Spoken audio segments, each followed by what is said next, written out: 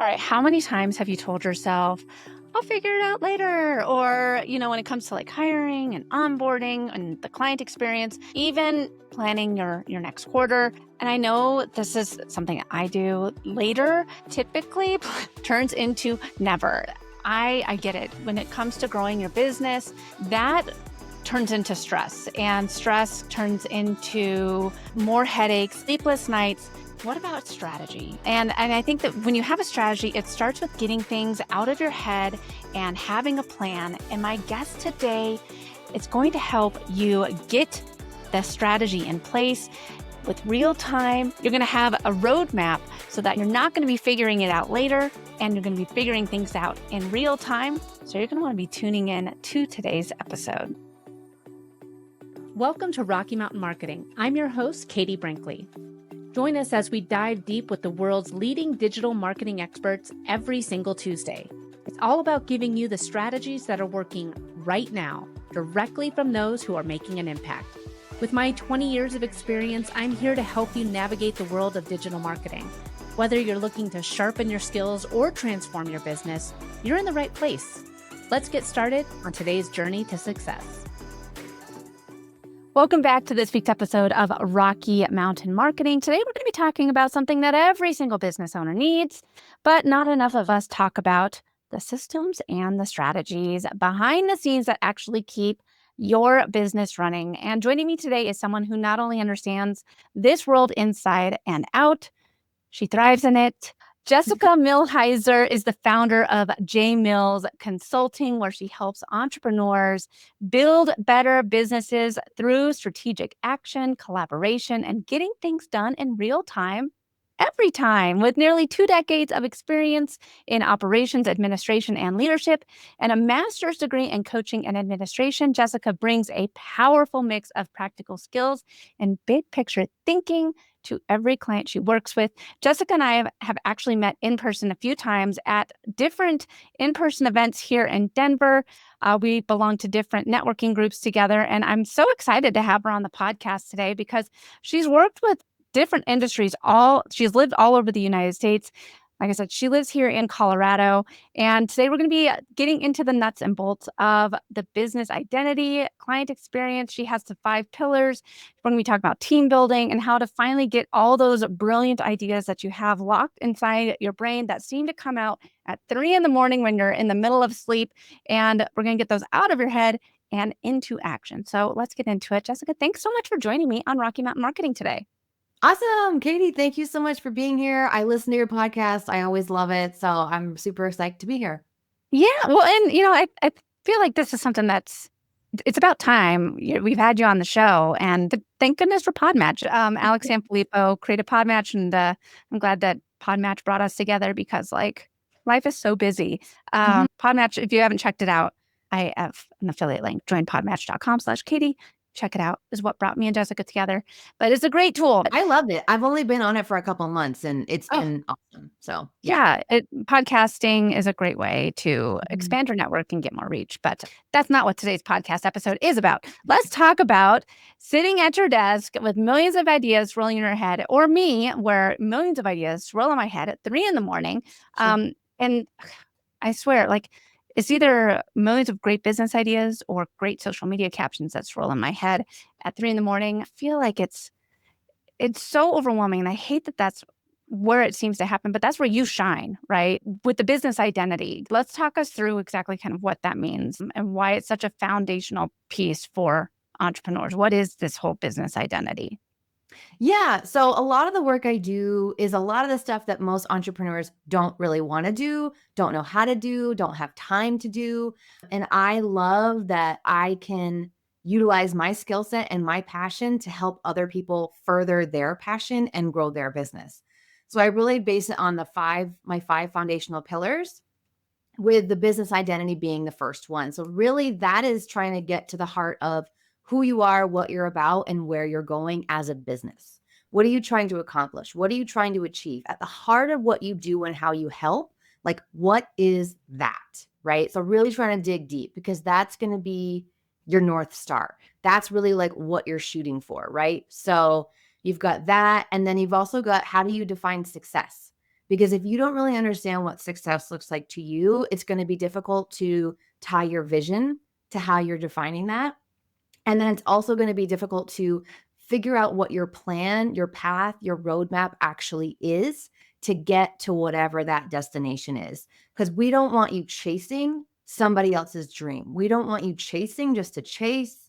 We don't want you shooting on yourself, right? Like really figuring out, how do I define success? How do I align my vision to with that idea of success? And then how do I make intentional strategic action in my business to get there? So, Jessica, like, I think that this is different than having like a mission statement, right? It's like mission is rolled into it, but it is much bigger than that. It's much deeper than that. You hear mission, vision, values, and it feels like corporate or ethereal or just this thing that like is out there. But like, really, I want your business identity to be like you, your team, your what you're striving for. I want you to embody it and have it permeate through yourself, your team, your work, your clients, your networking, all the spaces that you're in. Okay, so with this business identity, Mhm. if we're not clear on who we are as a business, and how can we really expect our clients and our team to know? So, having this clarity, how do we like it's different than just putting it out there on our website. How do you help people really embody that? So a lot of it comes down to like I don't if I work with somebody in this space, I do like the very first thing we do is like a brain dump. Our session is like, let's do a Q&A. And I just ask them a plethora of questions, trying to dig in, trying to dig deep, trying to pull things out, trying to like see like, oh, what pieces are coming, rephrasing questions so that again, maybe they're answering it a different way, like really trying to get to the deep heart of why they're doing what they're doing. Because ultimately, it's really about how you're showing up in the world, who you're trying to attract, who you're trying to resonate with, what makes you special, unique, different, because there's tons of coaches, tons of consultants, tons of Mm, marketing professionals, tons of all the people doing all the things. How do you start to differentiate yourself? And a yeah. lot of this work comes in the quiet, comes in the pause, comes in the space where you can kind of settle and sit and like deep think, right? So that's what I try to provide when I do this work. I think it kind of comes down to getting really specific, right? Mhm. And can you explain how getting really specific about what success means to you helps guide your decision making? 100%. So let's say you're a business and you want to be a solopreneur. You don't want a team. You want to make a certain revenue, level. You want to be working with certain types of clients. Like your idea of success maybe is, I'm a solopreneur by choice. I have a consistent pipeline, but I have a great work-life balance and maybe I'm working 20 to 30 hours a week. Maybe Mm, your idea of success is, I want to be a sought after speaker. I want to be traveling the world, educating, empowering, inspiring. Maybe you're somebody that's like, I want brick and mortars. I want a franchise. I want a large team. I want to be a global, sensation. Like whatever success looks like to you, and that includes personally and professionally, like really understand what that is. And there's such a span of what that can look like, but once you know what that looks like, it is going to be a lot clearer for you on what you say yes or no to, how you move your business forward, whether you grow a team or not, collaborations and opportunities that you say yes to, right? Once you identify success, everything else becomes a lot easier. that's so true, especially in the online space. Like, I think it's so hard because we're always seeing other people's successes, right? Mhm. And we're always seeing everyone else's highlight reels. Oh, look at, oh, they had another $1 million launch, or we fall into the trap of chasing someone else's version of success. Correct. So, but when you define it for yourself, it's like flipping on the GPS of your business, you know where you're headed. So, Yes. yeah. And you're So, no longer yeah. comparing, like, because you now know, hey, good for them. That's amazing. I don't want that. That's not my Mhm. direction. That's not where I'm headed. So then you kind of remove that pressure from yourself because you now know deep down, cool, this is what I'm about and this is where I'm headed and this is how I'm getting there. Yeah. So let's talk about your 5 pillars. Can we talk Mhm. about that for a little bit? Sure. Explain what that is. Yep. So all of my work really centers around internal structure, business foundation, all the things that really need to be set up internally so that you can then go external, right? Because people start a business and are like, oh my God, I need money, I need clients, I need to market, I need to be on social media, all the things. And those are obviously important, but they are external. So what happens then? What happens next? How is your business built, designed? How does it function? That's really where I try to support people. So the business identity is pillar number one. Pillar number two is all about your client experience and your client journey. If you are a service based business in particular, your clients are your greatest asset. So you want to make sure that the operational logistics are flawless, that every client knows how they're moving through their business, knows what to expect, has excellent touch points. And on the flip side, like how does the client feel while they're working with you? Can you highlight? Can you appreciate? Can you give? Like, how are you delivering whatever it is you're delivering? So it's a very symbiotic relationship. Pillar number three is all about business organization. So that's a lot about getting what's in your head out on paper. What this does is it allows your business to be consistent, reliable, and sustainable, even if you're a solopreneur, because you don't want to keep reinventing the wheel. If you eventually want to grow a team, you now have a resource hub where you can more easily delegate things, right? So it's really about getting how your business functions more organized and more practical in the back end. Pillar number four is going to be around team growth. This may or may not apply to you, but even if you want to hire a VA, a part-time person, a full-time team, whatever that looks like, again, how are you doing that? What does that actually look like? Where are you Yeah. finding them? What's the job description? How are you interviewing them? What's the transfer of knowledge once they're actually in your business, right? So really setting yourself and your team up for success to learn and grow collaboratively. And then the last pillar, pillar number five, is around strategic planning. So I find that there are a lot of programs that are kind of like a 90-minute, 2-hour, one and done. Hey, what's your roadmap for the next year? Cool, build it out. No, go be on your way. Those oftentimes, unless you're a super disciplined, time blocker and all of that, those are not always effective. So you really want to stay accountable. You want to have continuous planning and follow through with like, what am I actually trying to achieve this next year? What are my Yeah. bigger picture goals? How do I break that down into quarters, into months, into weeks? And it does take really disciplined and intentional time and effort to stay on it. But what it does is it allows you to reach that vision, to reach that end game, to stay really focused with how you're moving your business forward. Oh, I love it. That's kind of high level on each of the 5. Yeah. No, I love it, and that's such a great framework. It's gold. I mean, like, from discovery to onboarding to delivery to offboarding, like, every piece plays a role, building trust, retention. Okay, so let's say someone is ready to grow. Maybe they're drowning in to-dos, but they don't know where to start when it comes to that next step of their business. Mhm. What's your advice for someone who knows that they need help, but maybe they feel Mhm. stuck when it comes to how to grow their team? Okay, so do they have a team member already or not Yeah. yet? Yeah. So a lot of the listeners for Rocky Mountain Marketing, they have their VA, like they have somebody that is, working, as an assistant for them and doing maybe 10 to 15 hours a week, and they're ready to expand that role. So what I would say is I would try to figure out what is it that you're trying to take off your plate? What's the next thing that makes sense for you to offload? And then I would say, okay, do you have resources available for that? Is there a resource hub? Is there documentation? Are there SOPs in place so that you can effectively delegate and hand that off? I find that when people are moving into the team growth space, a lot of times they kind of want to just be like, well, I just want to hire somebody and have them come in and do it. And like, I don't want to mess with it. Like, I just want to get rid of it.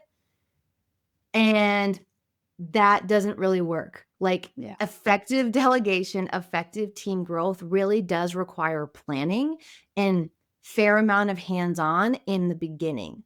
You have to set them up for success. You have to set them up for like, here's how we do things here. Here are where the resources are located. Here's like, I want you to shadow me for like X, Y, and Z. Cool. Now I want you to take it over and like, let's connect and see how it went. Like there is a handoff process, but once you've spent the time on that, they will now be invested. They will now be ingrained. They will now have the knowledge of like, okay, this is how this business operates. This is how she wants it done. This is how we do it here. And then that will allow you to trust and be able to push more things off to this person and or have a framework for bringing on somebody else. So just I think understanding that it is a time and energy investment up front, but it will pay off very highly in the back, like as you continue to grow.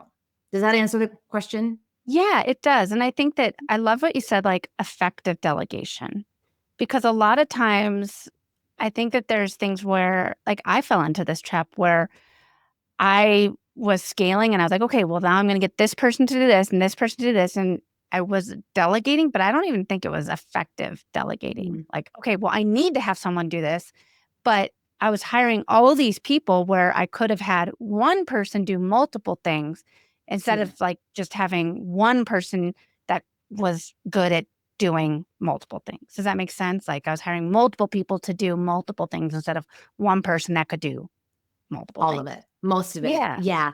And so I think really what would help with that is for anybody that's maybe finding that they're in that space, again, coming back to business identity, coming back to how do you define success, coming back to the vision for your business. If you know, or if you're thinking that like, yeah, I do want to grow. Yeah, I think I might need even a small team.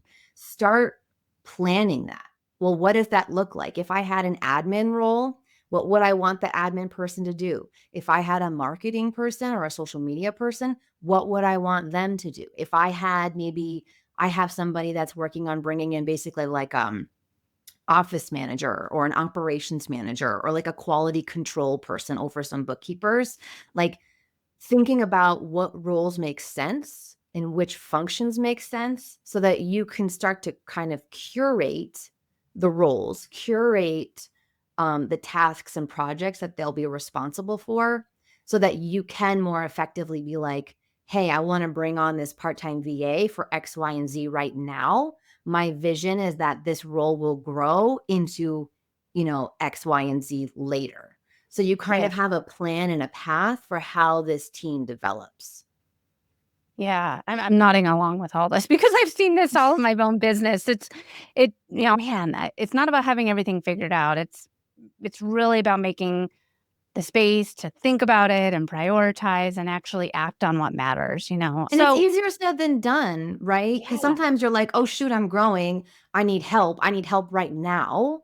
yeah. And so sometimes you just don't have the time to plan. If you can start, and that's why I always encourage people start documenting early because then you will at least have a resource hub available for when you are maybe in panic mode and you're like, oh my God, I need to offload this, this, and this.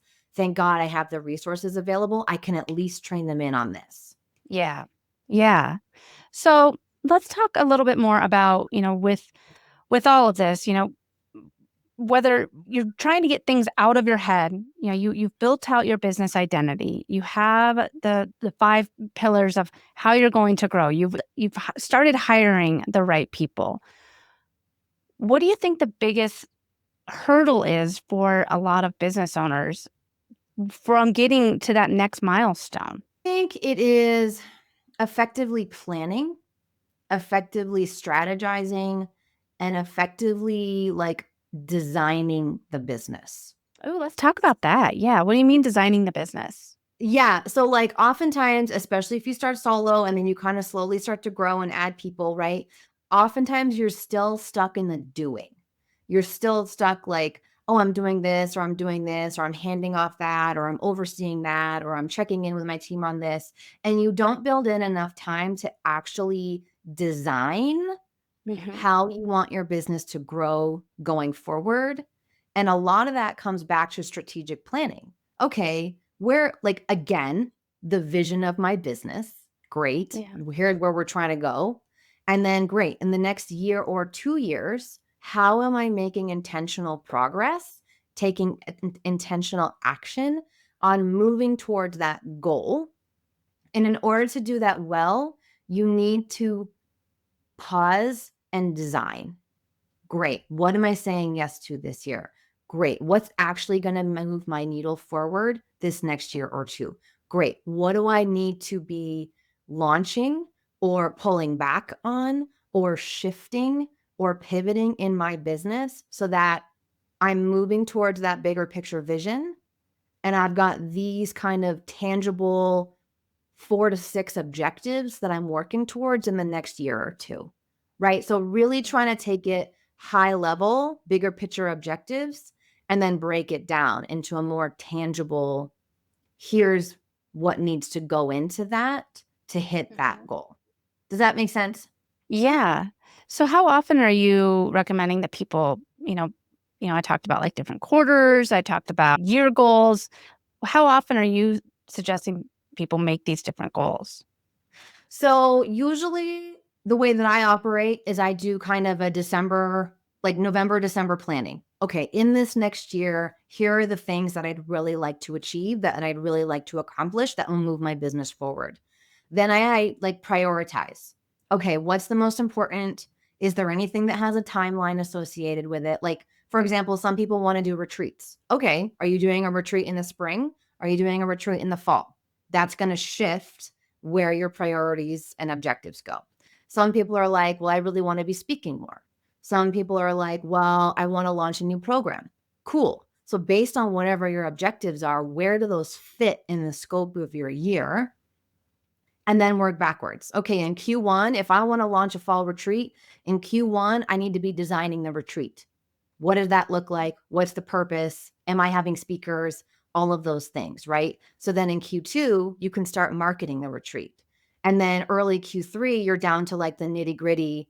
I'm sending out the materials. My retreat is full. I'm just planning kind of those final logistics, right? So just thinking about whatever that objective is and how, like, are there other benchmarks along the way that you need to be hitting to complete that objective? So big annual planning, and then you want to be planning every month. You want a 60-minute session every single month. Hey, based on my quarter 1 goals, what do I need to accomplish in January? Based on my quarter 1 goals, what do I need to accomplish in February? So then we get to like April, and then it's like, okay, how did Q1 go?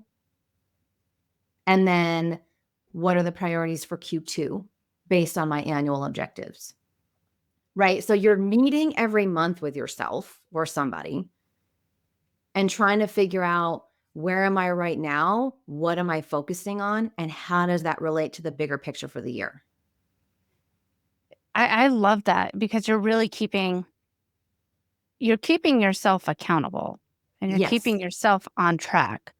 Yes. And when you put it all out onto paper, you're not then getting this brilliant idea, like I said earlier, at 3 o'clock in the morning of, oh, now I need to hire this person because I want to grow and I want to do this. And like then doing all these things willy nilly without a Hmm.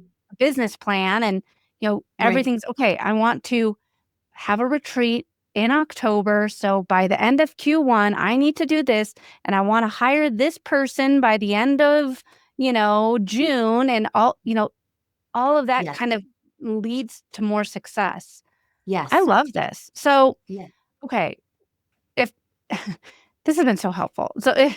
I'm understanding our so business glad. identity, I know that's the point, right? So, from understanding our business identity to mapping out the client experience and to finally getting strategic with our time and our teams, you've given me so much to think about. Hopefully, all the listeners, you've given a lot to think about and more importantly, a lot to do. Where can people find you if they want to connect and learn more about how to work with you and what it is that you do?